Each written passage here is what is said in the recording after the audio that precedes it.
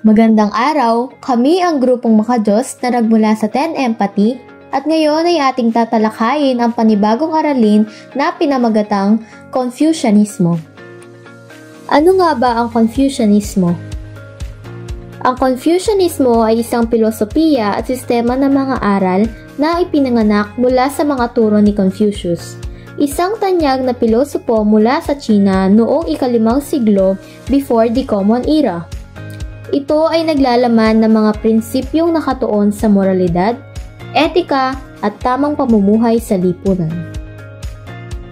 Si Confucius ay tinaguri ang pinakadakilang guro sa kasaysayan ng bansang China dahil sa kanyang makataong pagtuturo, mga pagsasanay sa paghubog ng magandang asal. Siya ay isinilang noong panahon ni Buddha sa India at ni Pythagoras sa Greece before the Common Era o bago isinilang si Jesucristo. Layon ng Confucianismo.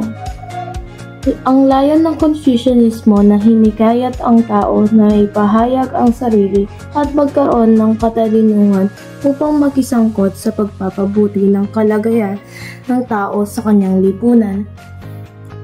Upang makabuo ng wastong pagkatao, mahalaga ang pagwawasto ng isipan na nababatay naman sa katapatan ng tao na makapagpabago. Ang pagbabago ng isip, pagkatao at lipunan ay makapagpabago sa tao upang magkaroon ng makatang pakikipag-ugnayan sa lipunan.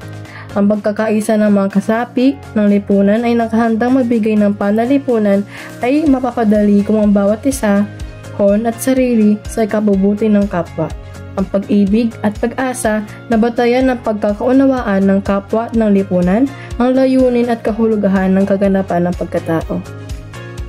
Sa mga aspirasyon para sa pagpapabuti ng lipunan sa pamamagitan ng mga pagpapahalaga, higit na itinuturing si Confucius na isang panlipunan tagapagbago at isang lider na parelihiyon.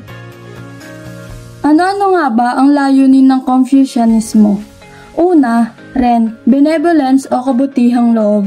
Tumutukoy ito sa pagpapakita ng malasakit at pagmamalasakit sa ibang tao.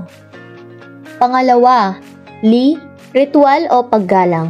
Tumutukoy sa tamang pag-uugali, ritual at sa mga seremonya na nagpapaalala ng respeto sa nakakatanda at kapwa.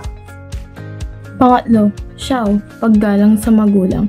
Mahalaga ang pagpapakita ng paggalang at pag-aalaga sa mga magulang at mga nakakatanda sa Confucianismo. At panghuli, katarungan. Pagtindig sa katotohanan at paggawa ng tama kahit na mahirap ito. Maraming salamat sa pakikinig. Naway may natutunan kayo sa ating tinalakay na aralin ngayon.